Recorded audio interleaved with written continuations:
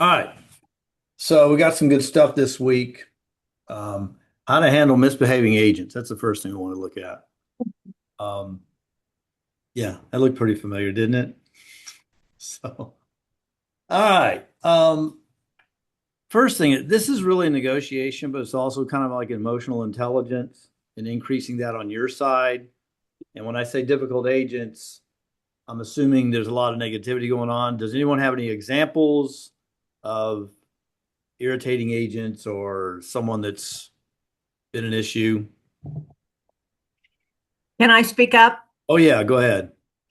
So this past about a week ago, I'm doing a transaction of and the buyer's agent was asking a lot of my client, and my client had already given them 23,000 credit, and then he wanted me to give him $14,000, and I'm Mhm. like, why? And I was very calm, very cool. And then he called me and started screaming at the top of his lungs. He was saying, I'm the number one agent in Northern Virginia. Wow. You need this transaction. I pulled up your record, and so I'm just listening to him going on and on and on. And I didn't say anything. And he goes, and now you think you're better than me. And I Wow. did just that. I laughed and I said, well, one, I want to applaud the fact that you're doing amazing. Yes, so congratulations. With respect to whether or not I need this transaction, I think no, you don't know me. You don't know my family. You don't get the right to talk about me and what I Mhm. need and what I don't need. And no matter how you say it, no matter how you berate me, no matter you know, how you scream or the level of your intensity, the answer is still going to be no. Mhm. And he screamed and screamed and screamed. And I said, you know what? I'm really sorry to tell you this, but I'm about to get into an elevator and I will be losing you. So I just want to leave you with this. As soon as I was looking for a plumber's estimate and we hadn't gotten it yet. And as soon as we get that, I will be happy to share it with you. Have a great night. And I ended the call. I wasn't going in an elevator, but I thought to myself, dude, you are unhinged. Totally. And I almost called you, Anthony, because I was like, this was like the fifth time this guy had been screaming at me. Oh wow. And I was like, once I was going in a garage, the other time, I'm sorry, I've got to take this other call. I mean, I did everything I could to like, but he was horrific. Wow. And I'm sure he does this to everybody. He tries to bully them. Um, but and then once we got the estimate on the repair of the sewer, I've not heard one word from him. Yeah. There you go. I mean, that one is like over the top. What I'm talking about is more like when we're in the middle of a transaction and people going back and forth and an agent's like really negative. That one is, I mean, I'm not a doctor, never played one on TV, but that sounds like a little bit of a mental health issue. Yes. So, Yeah. I yeah, actually, when I got off the phone with him, I thought, I wonder if that guy was high on drugs. yeah, who knows? So when But it comes to what we do when someone's going crazy like that, number one is don't match their negativity. And then I'm going to get into a few steps that I take when I'm on the phone with the people that call me regarding deals, regarding y'all. You guys are perfect. I keep the problem the problem. I don't get off on the personality.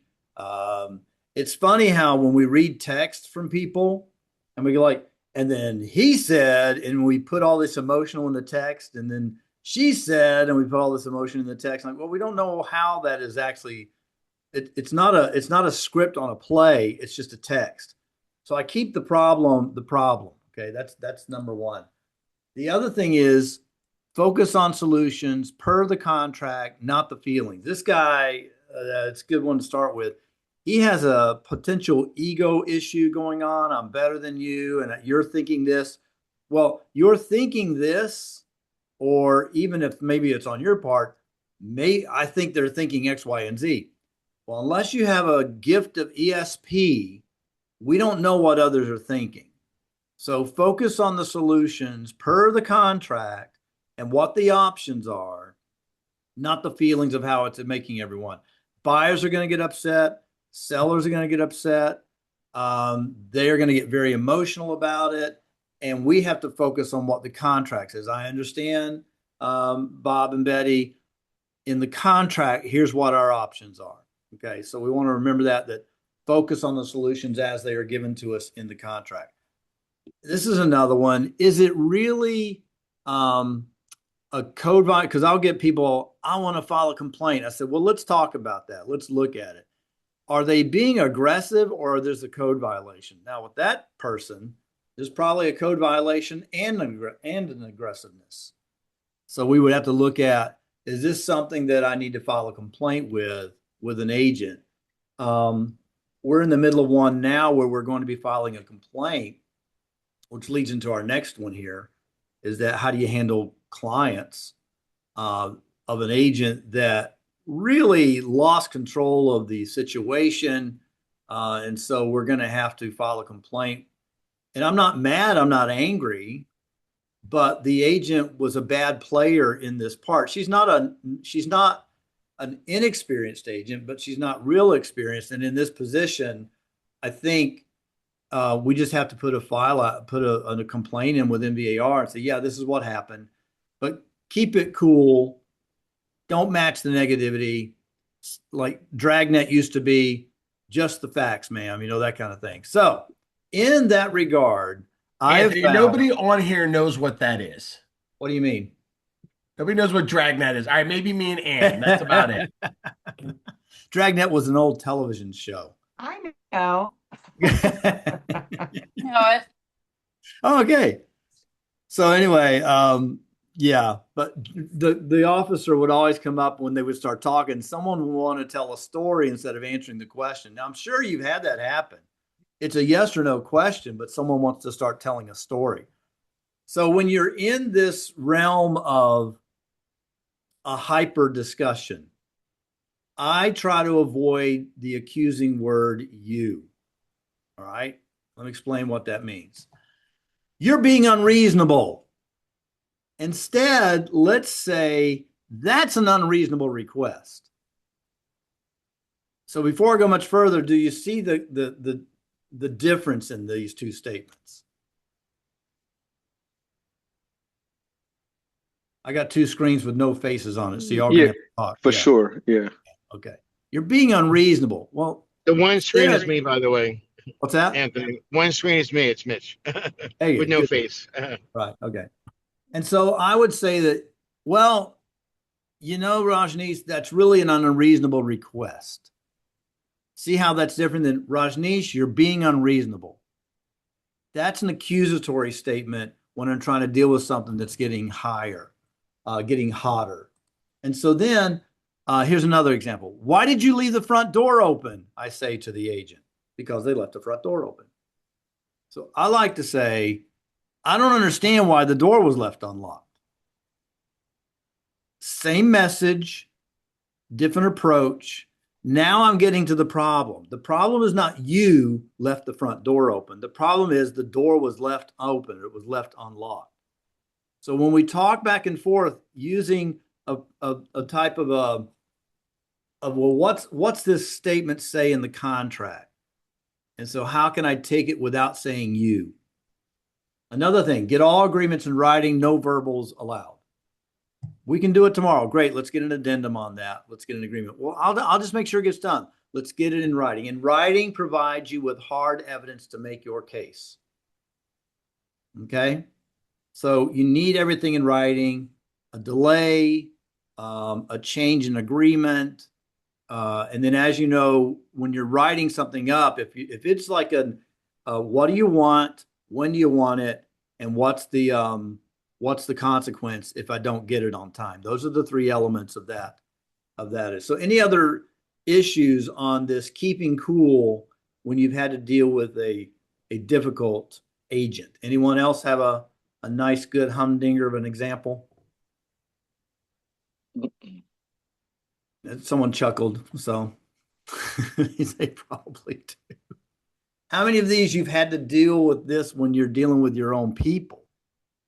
Misbehaving clients. Anybody had to deal with that?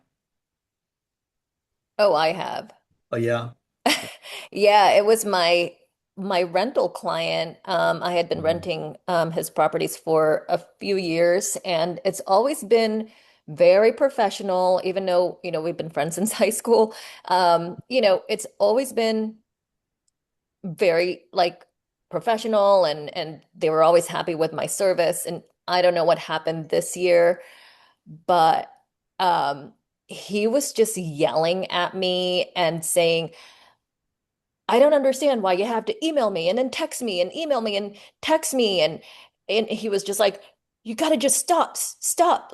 And he was pretty much like accusing me Yeah. of, is this coming from you or is it coming from the tenant? Like just very like Ann said, unhinged. Yeah. Um and I it was hard to not match that energy. Right. Um, you know, I mean, I sort of did my best though. I was just like, don't talk to me that way. Mhm. And I think he just ended up hanging up the phone. And Mhm. in that scenario, I'm just like, do I really want to keep working with you? Yeah. Right? Like we can't really file a complaint against a client, unfortunately. But it's sort of like that thing, like, okay, you're not gonna get birthday cards from me anymore. And I'm not gonna, you know, um, yeah, it was just weird because all of a sudden he was just very stressed out about everything. Yeah, that tells me something else is going on. And on Mhm. that one, sometimes I've had some go off the rafters, and I'll say, "Hey, look, this is a little over the top on this issue. I deal all the time with this issue with folks. I do have to communicate. So, is there anything else going on that help me understand where we are instead of help me understand why you're being an idiot? See, that's more accusing. Why are you so upset? Accusing. What's going on here? Nothing is okay. Well, we worked for a long time. Is there something else that help me understand why you're at this emotional level? Yeah, and it always Yeah, boils. I know, and I know. I'm just giving examples, but it sounds like you Yeah. handled it pretty well. Yeah, Um, yeah, it's done. They yeah. finally paid us. He kept the first month's deposit to himself. I mean, to him, not not us. Oh, this one. I know who you're talking about now. Yeah. Yup, yup. Yeah. So it was Then, a yeah. money thing. It's always like when there's money involved, it's like people just go off the rails. It's Yeah. like, come on, we're working towards the same goal here. Right. Right. He had some pressures going on there, apparently, that he wasn't revealing. Vendors overstepping their boundaries. What do you think that might be? I got an example, but I'm going to let. Home inspectors. It's probably exactly what I was thinking. Like, what would be an They overstepping always say boundary? exactly what we want them to. Well, the home inspectors insert their opinions and what should be negotiated or what the client should be asking for, not having knowledge of what transpired. They should be sticking to providing facts about the house and what was found, nothing else. I was being facetious. Absolutely. It's like they're there to give us a live shot picture of the house, a snapshot of the house as of today.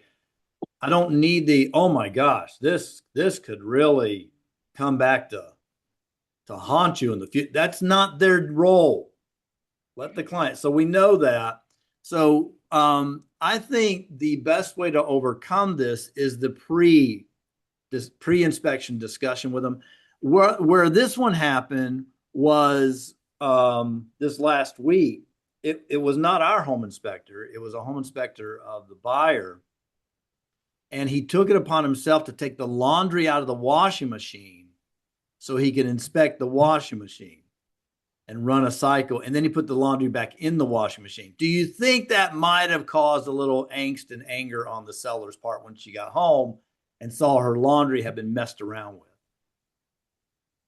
So that's one of the things there. Yeah. This is where the agent, I think, really fumbled. And in the same inspection, their babysitter fell out. So they had some little kids out there. The kids ran around and messed up some decorations. They bent some things in the flower garden.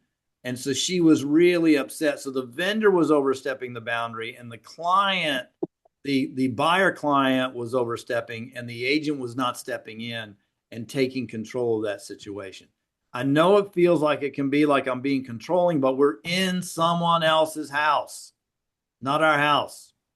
And so, and I don't want to get accused by someone of trying to tell them how to parent. I'm not. I'm asking for the proper behavior while we're in someone else's house. See how that's different than, can you control your kids? It's like a little bit different. So, Anthony, yeah. I think one of the things that I try to do all the time is have the client within front of the home inspection and explain to the client, to the home inspector, the client's behavior. Like, this guy is really anal and he wants to know everything, or the woman is really nervous, kind of alarmist, and have them communicate to the home inspector how they want to be communicated to, because sometimes they feel like it's been brushed over, sometimes there's too much detail. So I think having those 3 or 4 people explain how they want to be taught or explained would be a good thing also. Yeah, and this one also, this was all in one inspection. It was crazy. The inspection took it took 4 hours, 2 to 5 something. And it's a 1,600 square foot house. And so I'm like, man, get another inspector. That's kind of so we're having to explain that as the listing agent. And that's where the I don't understand question comes in real handy. Now, she did let us know, the buyer agent, this is going to be 2 to 4 hours. I said, well, you need to narrow it down. Is it 2 or is it 4? Because no one was there. They weren't going to be there. But then the husband got off early, comes back. It's already been 3 hours. He's like, okay, I'm coming home. Well, you can't yet. So he's locked out because of that. So vendors overstepping, and then clients contacting other agents and other clients. Again, this is a place where we have to set the parameters down for our clients. If you got a question about it, you need to call me. I'm your agent. I'm representing you. You don't need to go behind the sign to talk to some other client. We've got one right now. This buyer is really unhinged. So we're going to have to take care of that. But part of that is the explanation to them what this means. We have them sign a bunch of paperwork, and there is no code of ethics for buyers and sellers, unfortunately. So we have to latch them in, bring them in, lasso them in. This is the proper behavior in other people's houses. So that's the Anthony, thing. when do I walk away from a client? That's probably I would say, what is your pain level as an agent? I mean, and how many deals do you have in the pipeline? If they are threatening you and they're potentially putting liability on you, that's a good time to say, well, we can't work together.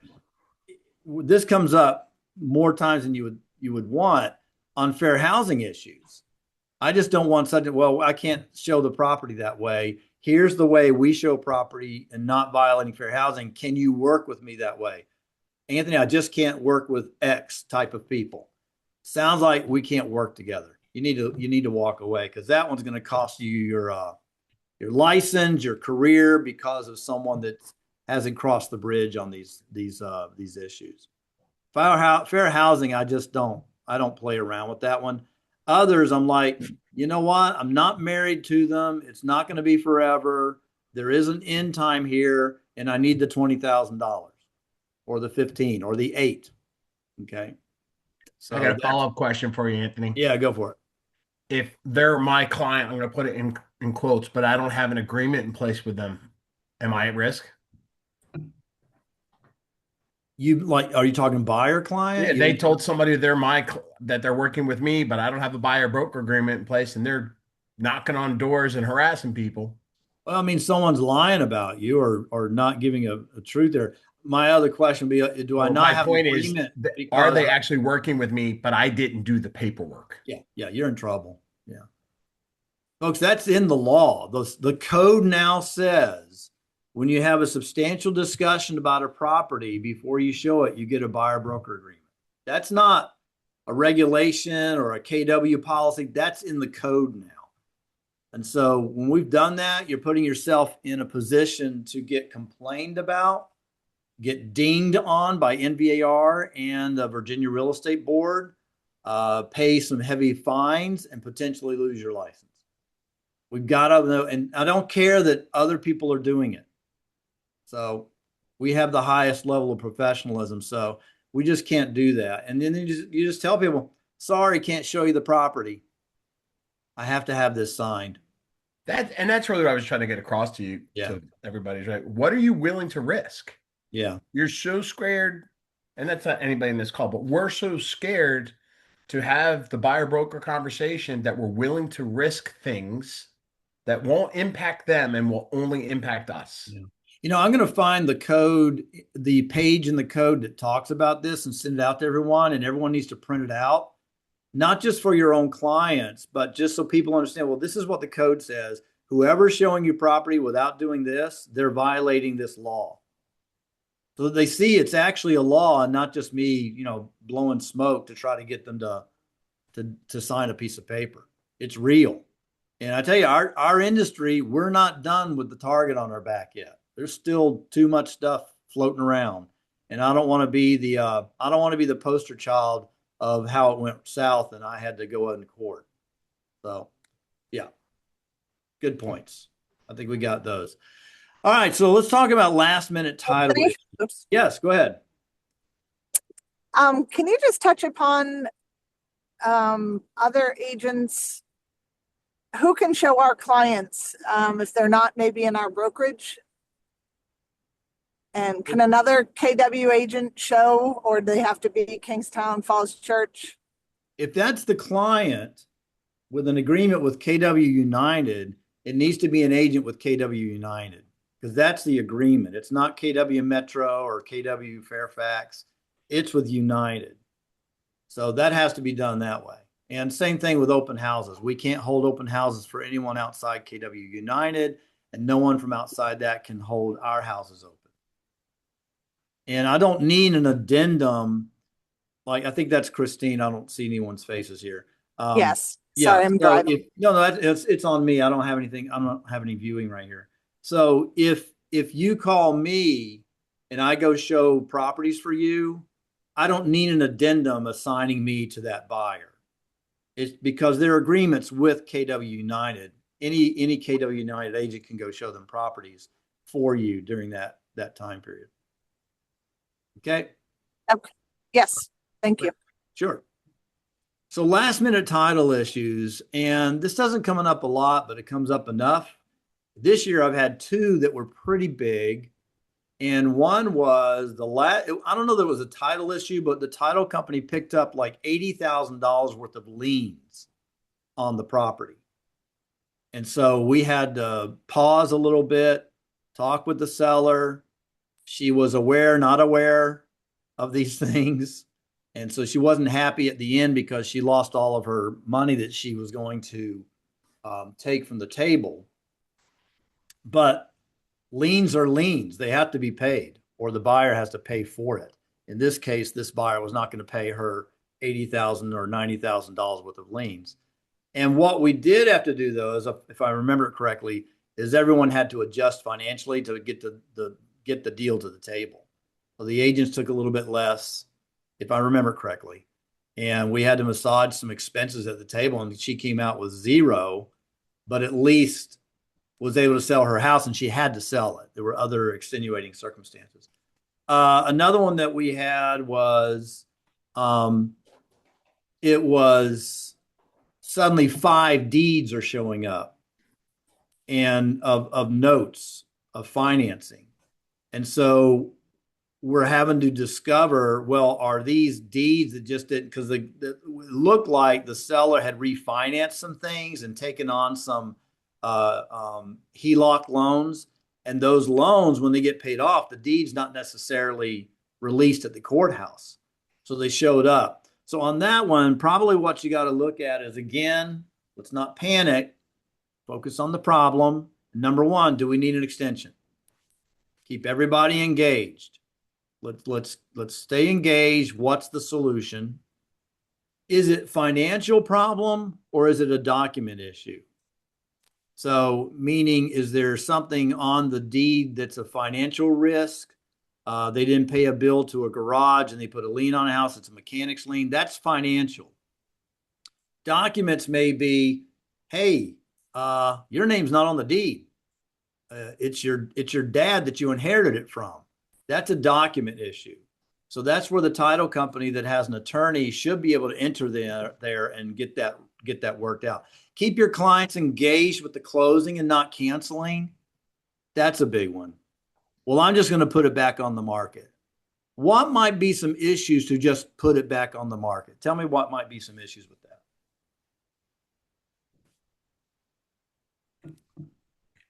Well, it's a different market a couple weeks later, or however long it has been. A couple of weeks later.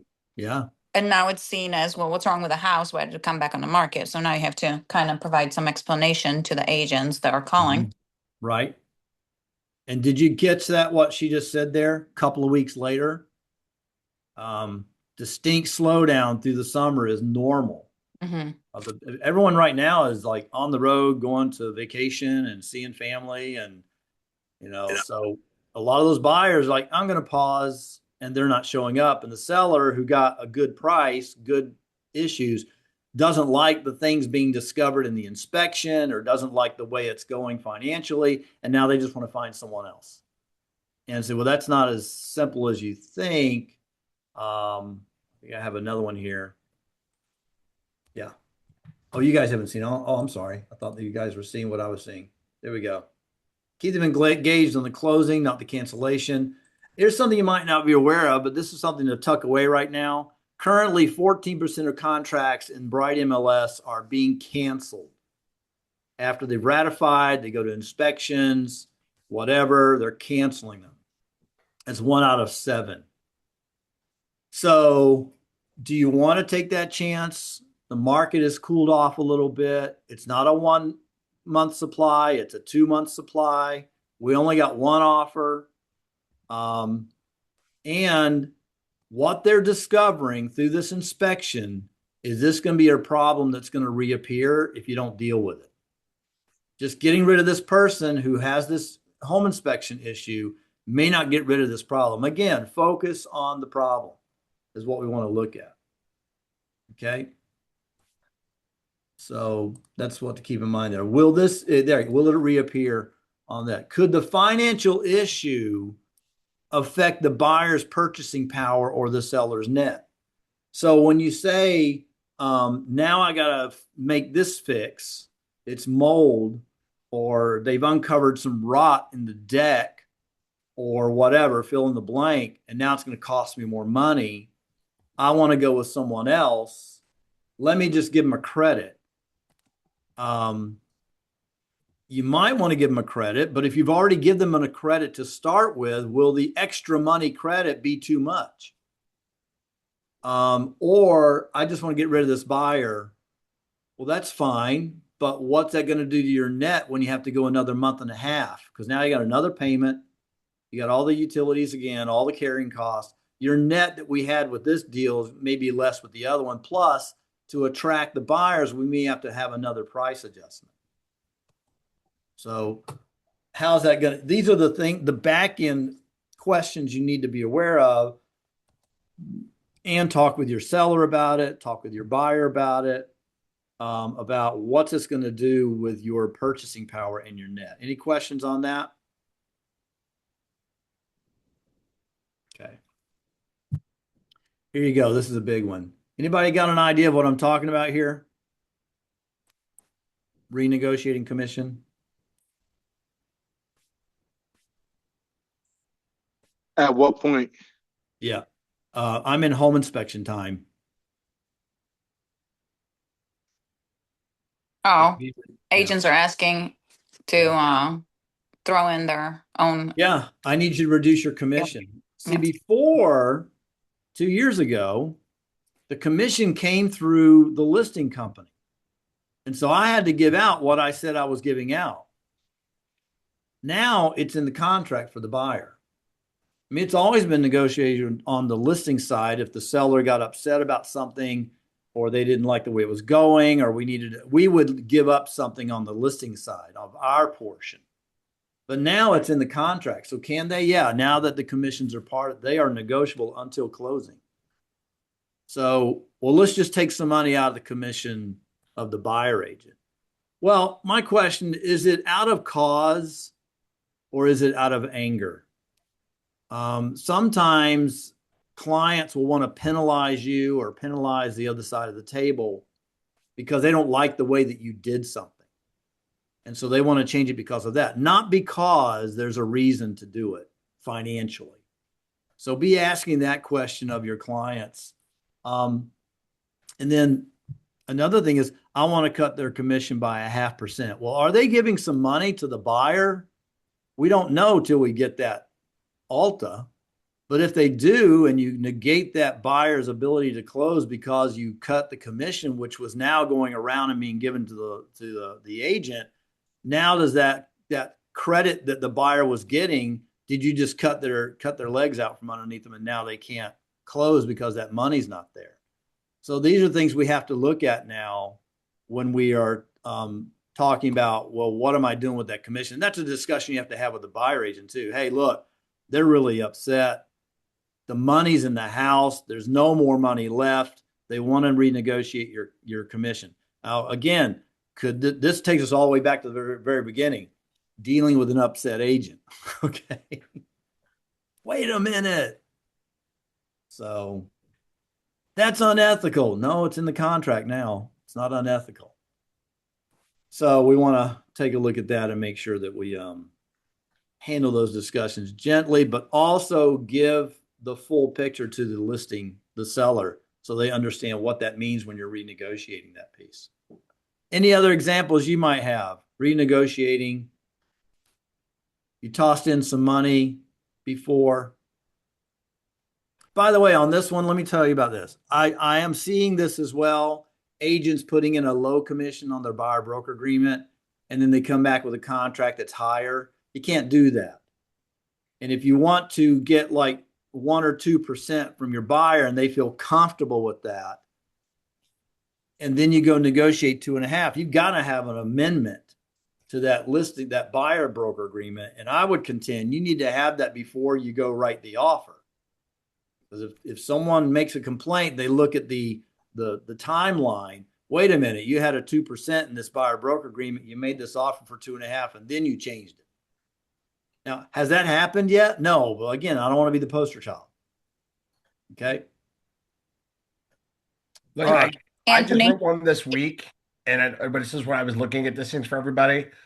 It seems to be best served to write your buyer broker agreement in 3 with the ability to adjust down, right? You just get proper verbiage and we can kind of work on what that looks like, because you can't go up. Yeah. Right. So that's the best way to protect yourself based off of ratification details or what negotiation details. If you need to adjust, and maybe you set a floor for yourself, but address that in the agreement up front. Yeah. Because you can't go back. Yeah.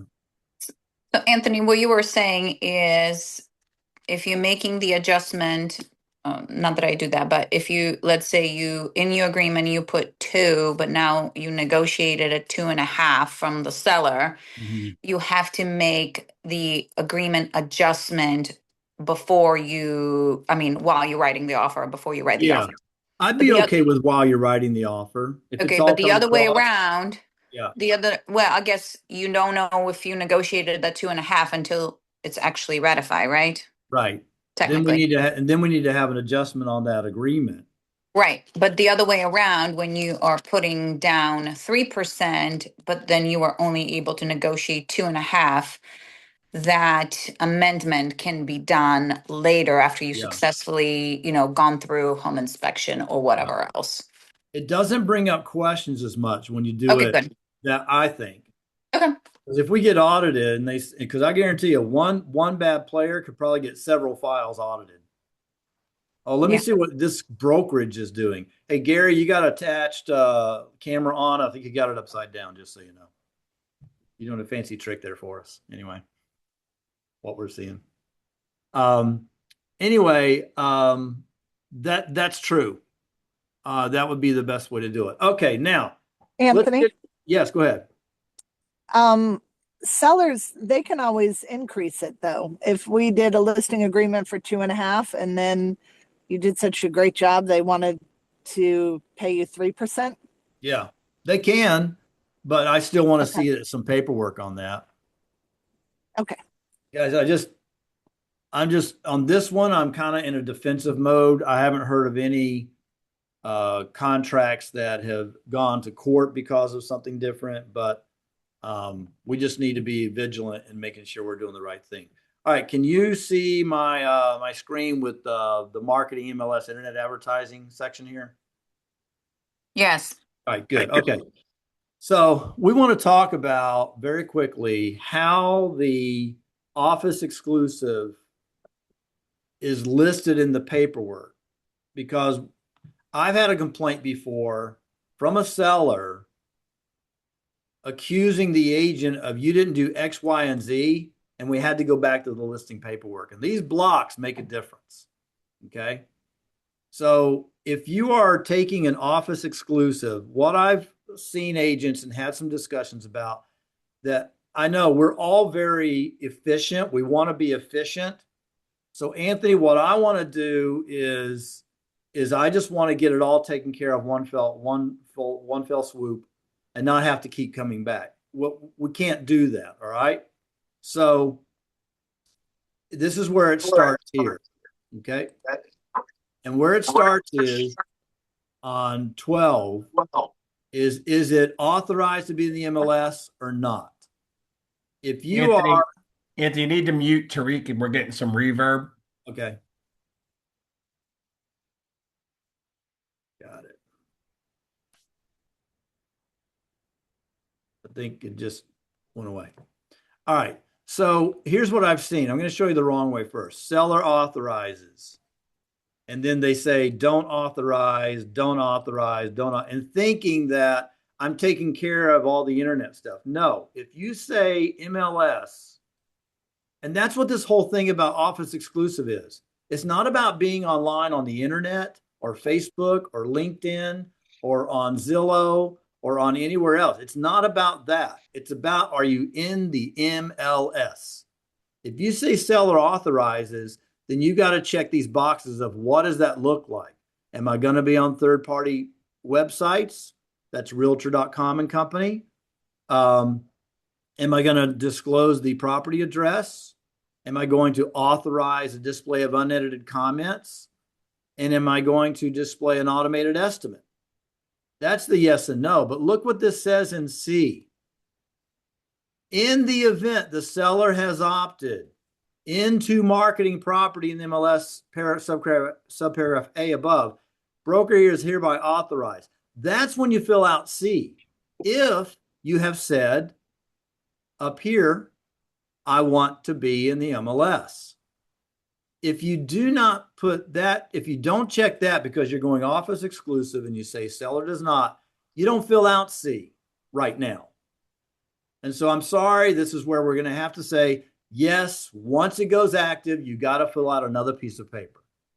Okay? Because if it is seller does not authorize, what should be here on A is skip down to 13. That's where it should be. But what I'm getting is seller does not authorize, but then I've got all these blanks checked here. I've got coming soon, and we'll just figure it out later on an addendum. No, you can't do that. Because once you say it's off the MLS, you are now saying, I am an office exclusive. So the first thing is I'm an office exclusive. You do not do anything else in paragraph 12. Then in sellers and landlords document, which by the way, this, if your seller and landlord's MLS disclosure document is not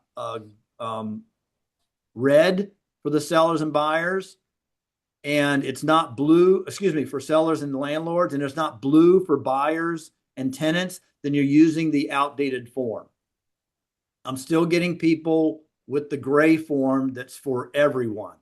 These are the two new forms. So then back to office exclusive, you fill this one out and you say 2D. I do not want my home marketed on the open market. Restrict marketing only to my broker's network. Your broker's network is everything except MLS. And I've got an email from Bright saying, yeah, you can have an open house. You can have a broker's open. You can have a sign in the yard. That is the broker's network, but you're not in the MLS. That's the difference with 2D and everything else. I don't want to see 2D and 2C. Now, fortunately, on the clicking here, they have changed this now where you can only click one or the other. So for office exclusive, it's 2D.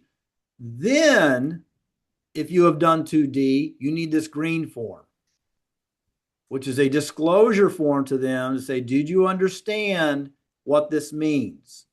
You're office exclusive. You're not in the MLS. You're not going to have full access and full exposure. And then also, folks, this does not automatically, I'm clicking right now and I'm not getting anything here. You have to enter the box here from when you're signing. And then the property address, that's an autofill. The name, address, autofill, or you type these in. But these two forms here, and so you need to have them sign both. I'm instructing my broker not to market through the MLS. I understand that needs to be initialed as well. By not promoting my home through Bright MLS, I am substantially reducing. I need all of this done. And so also, even though there's no broker required signature here, I want to see these documents in your information you're sending me. Because I'm just going to send it back. I'm going to reply back. I don't see a disclosure form here. Oh, I got it, Anthony, but you didn't need to sign it. I want to see it. This is the way I'm going to have to help with compliance here. And then one final form that you should be filling out is the listing agreement addendum. And this is a Keller Williams form, I believe. All right. Yes. We have created this form because in these other forms, they say as instructed by the seller, but then we don't have anything to instruct them with. And you could do this one even if it's not an office exclusive. You could do, I got it coming soon, but I want to have this signed off as well. It's the exclusive right to sell. It's telling them the purpose of this is to supplement certain provisions of the listing agreement. Except for those terms expressly added herein, this addendum shall not alter, modify, or do anything with it, with the other form. But then it says the seller hereby authorizes broker to advertise and market the property anywhere and everywhere outside of MLS. So we wanted to have a form that said to the seller, you're giving me instruction on what to do with this puppy.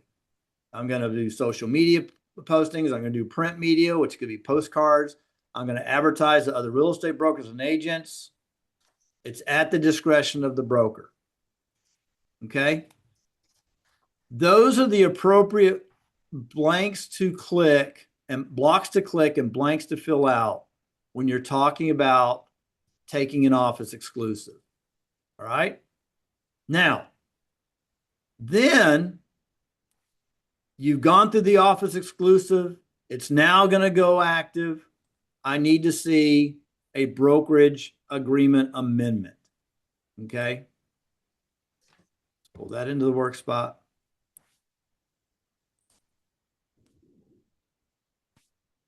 And this is where you would change the listing agreement through the brokerage agreement amendment.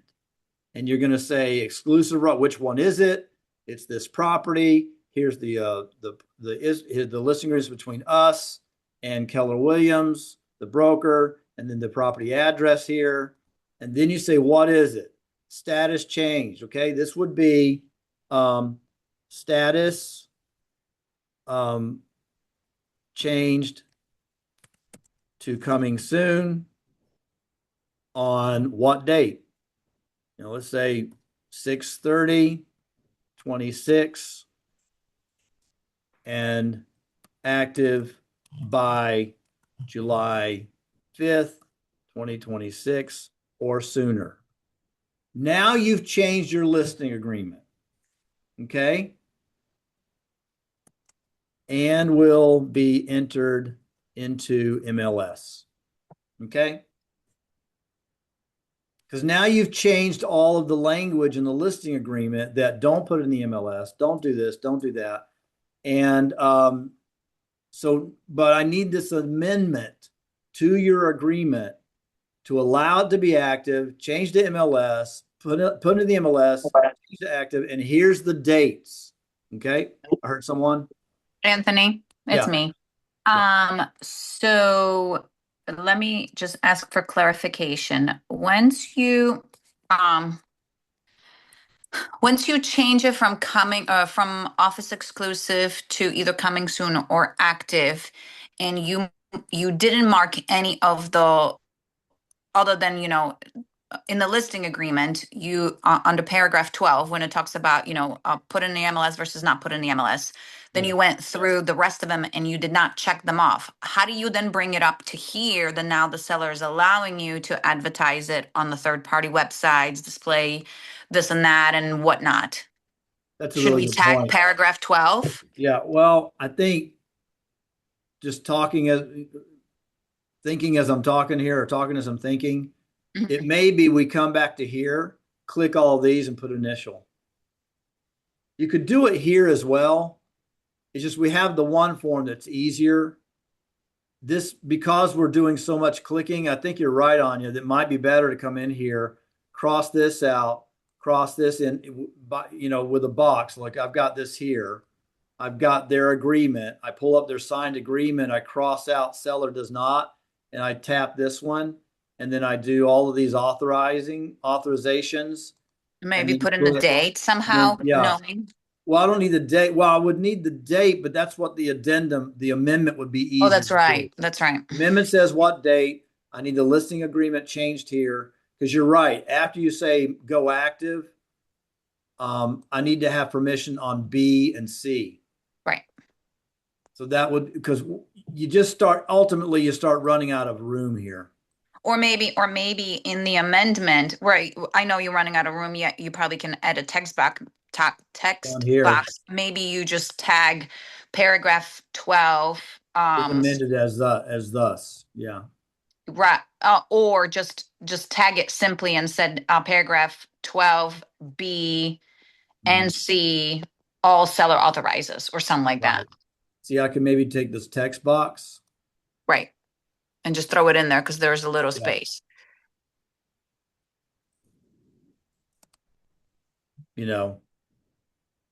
Yeah, I was gonna, Andy, I don't think there's gonna be a clear expectation that agents are gonna go back and modify the listing agreement. I think we probably need to look at this listing addendum, and if we needed to cover things, and we can word it properly. Yeah, have some type of verbiage that we type And that's gonna in be where there. we can add the document, or we can utilize the clauses inside of Lone Wolf Yeah. to kind See of the do clauses here? We can put a clause in here, create a new clause, and we'll put in a clause here that would have that language inserted, and then you just insert the clause. That would be great. I think that's gonna be the cleanest way, Anthony, because I don't think they're not gonna in global, right? Some of them may, Anya, of course, would, but in general, they're not gonna go back and reinitial those listing agreements, I think. Right. Is global us as an office? I haven't gone into the clauses. We'll have to go look at. Let's not do that here. We'll have to go back and there's look at office that. right here. Yeah. There's office right there. So I think we'll work on putting a global would clause. be KW, but let's go back and play with that outside of this. Yeah. But folks, I think having the clauses here gives us a really good tool. And if you got clauses you continually use, just put them in there and you're not having to recreate them every time. And that again is under, I'm filling out my form. I've got my parties, my listing information, and it's under clauses. And I can create new clauses, and we'll put some office clauses in here. But that one in specifically because it lets us go back to without having to redo everything in the listing agreement, because one piece of paper to initial and sign is a lot easier than sending them 3 pages to redo. All right. Any other questions on this stuff right here?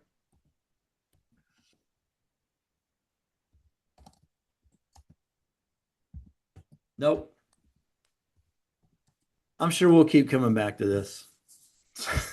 So, Hey, Anthony, yeah.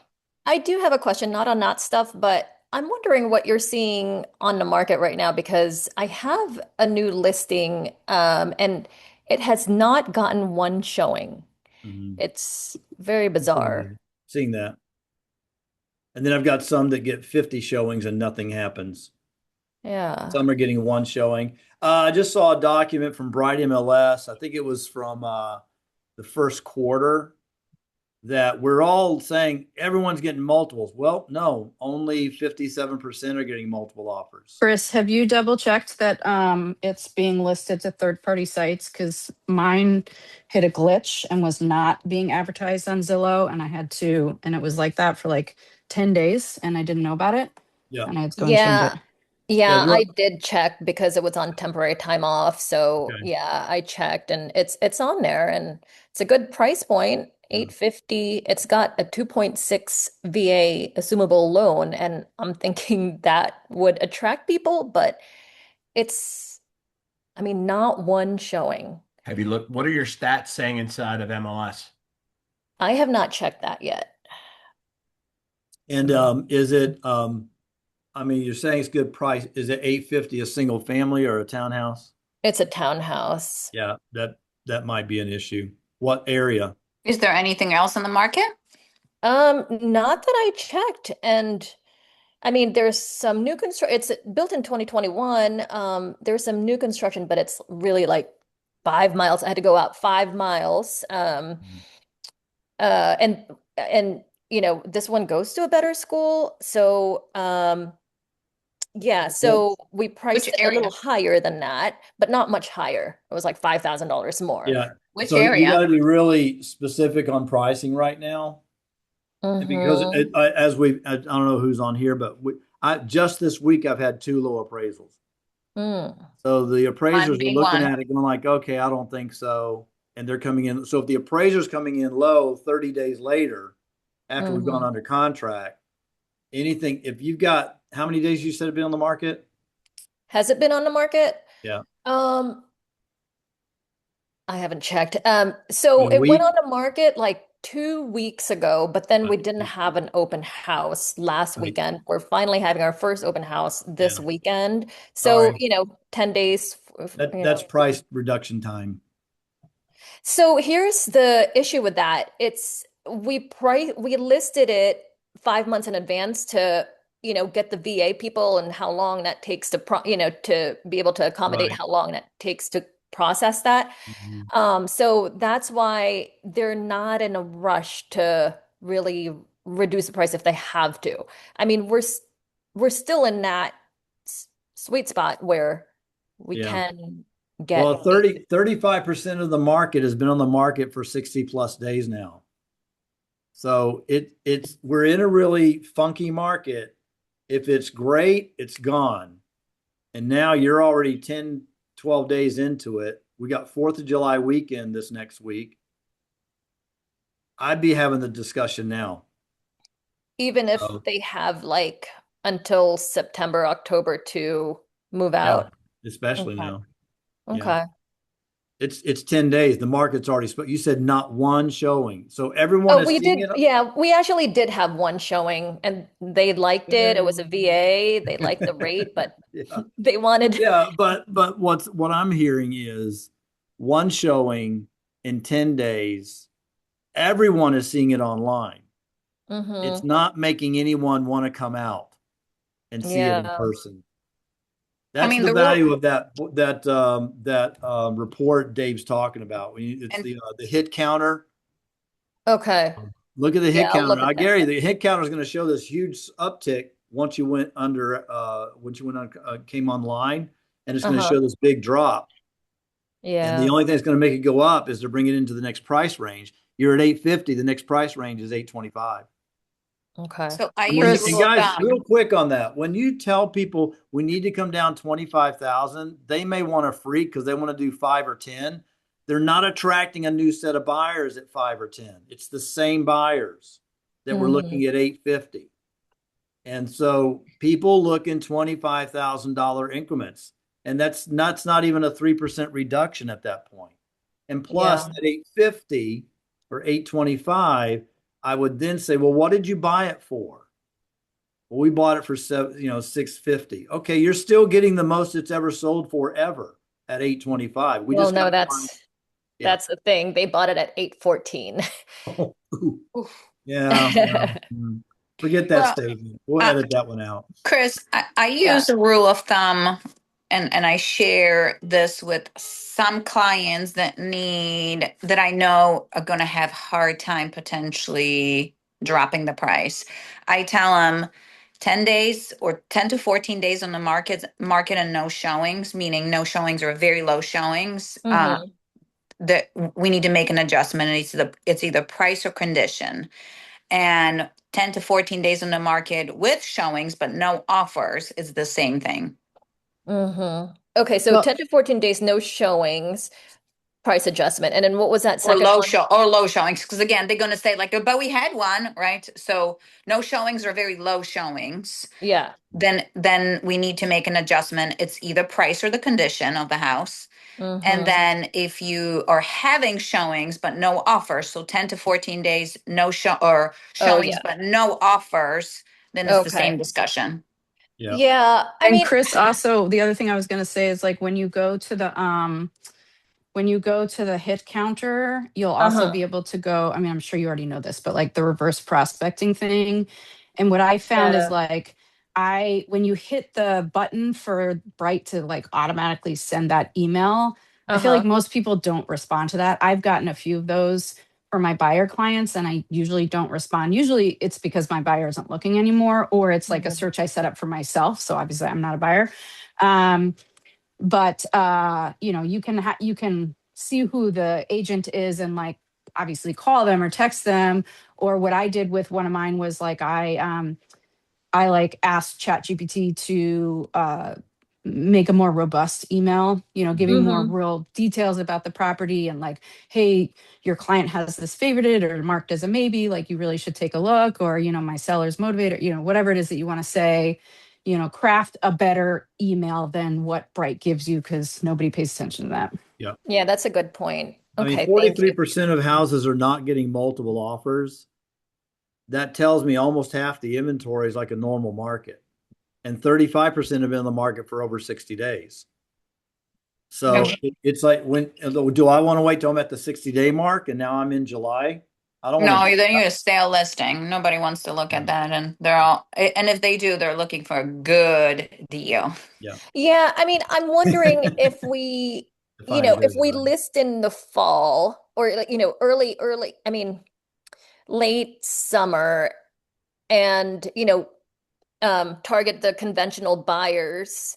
I wonder if we'll have better luck that way, You don't kind of know like that. delist it. Yeah, Huh? August is Don't know that. usually, but August is the second lowest contract writing month besides December. Yes, Or maybe September 1st.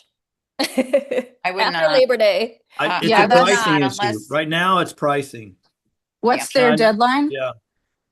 September, October. Okay, because like I found that the last 2 years, both September and October have had an uptick in both inventory and buyer activity. So like I have a listing, as you all know, that's been sitting around for a million years. And like we just drop the price, but if it doesn't, we don't get an offer in the next few days, we're taking it off for the summer and maybe hopefully relisting, September 1st or something for like September, October, and see if it sells in the fall. Okay, so maybe I should, tell them to, if you really want, to capture the market now, we need to reduce the price to 825. And if not, if there's still no bites, let's delist it and then put it back on the market in September. And it's just too bad that the VA assumption won't get, Yeah, won't because get used. it's 60 days off market resets the clock, right? I think so. 90. I always get I think it's confused. Oh, it's 90. 90? Yeah. Is How it long? 3 90? months. I don't remember. I'm pretty sure it's 90 days. It was like But 3 months. you can also just create a new listing, right? Yeah, Yeah, but then the cumulative days on market will still be on there. because Oh, it's tracking the tax ID number. I heard that was the big no-no for Bright, but I okay. Um, don't know. they will not tell you don't do it. They just don't like it being done. Okay. Okay. Um, So that's what I have Anthony, found. have you gone through the, I might have not attended, have you gone through the NVAR form updates for July? Not through them. I just looked at what was there. There's no contract information right now. There is no, maybe there is contract. Let me see real quick. There's some small changes that I kind of skimmed over a while ago when I saw an email from NVAR, but I haven't dug like deep into what changes they're making. Yeah. No, I haven't. Bottom line. I opened it to see what was there because we were looking for a particular change in the contract, and there was nothing there on that one, so I didn't do a deep dive yet. Okay, because July 1 is next Wednesday. Oh, there you go.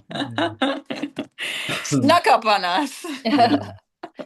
So I looked up the you can withdraw it off the market. It's 61 Oh, days. so it's 61. Okay, good. So Good. I can still Yeah, that's what I thought basically, it was, 61. Yeah. yeah. Okay, so yeah, that's a good idea. We'll just drop it to 825. Hopefully they'll agree, but I'll try. Yeah, but then take it off. If it doesn't work out, take it off and then wait that 61 days and that will reset the clock and then you can re-enter and put it back in sometimes in September. Yeah. Okay, that sounds like a plan. Good Thanks, guys. luck. Yeah. And Thank guys, you. if you go to just go to NVAR, look up documents underneath legal resources, it just shows you what's been done. And there's not a lot here. Okay, no Set aside substantial parking space and changes. storage unit. Yeah, nothing that's like earth shattering. Hmm. Um, Buyers acknowledgement of potential what are they at here? Added sale of home That subject was to on there lease already. addendum. Well, they've added sale of home subject to lease addendum and escalation agreement Oh, with the yes. buyer. So they've got three more they put on there. Yeah. And then the lease, that one does have I'll definitely do a deep dive on this one because this will be a lot more there. So most of it is just clarification. Like some of it is like this, solar panel updated notice to void contract to notice voiding contract. There's no substantial change there. Mhm. Yeah. All right. Cool. Thank Anything you. else? Is that it?